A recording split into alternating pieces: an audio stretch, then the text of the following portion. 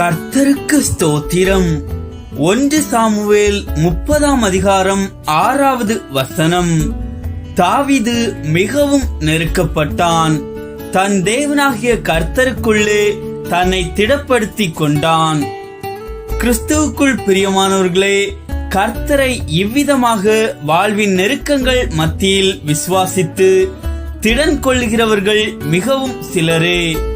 ஆனால் தாவீதை பாருங்கள், சவுல் ராஜாவின் மூலமும் தன் சொந்த மகன் மூலமும் இன்னும் பல சந்தர்ப்பங்களில் எவ்வளவாய் நெருக்கப்பட்டான். ஆனாலும் கர்த்தர் சமூகத்தில் காத்திருந்து இருதயம் ஸ்திரப்பட்டு திடமனதையும் முடிவிலே ஆசீர்வாதத்தையும் பெற்றான். நீங்களும் நெருக்கத்திலும் கர்த்தர் சமூகத்தில் காத்திருந்து திடன் கொண்டு காரியங்களை அழகாய் நிறைவேற்றுங்கள். ஆமேன். தேவன் தாமே உங்களை ஆசீர்வதிப்பாராக.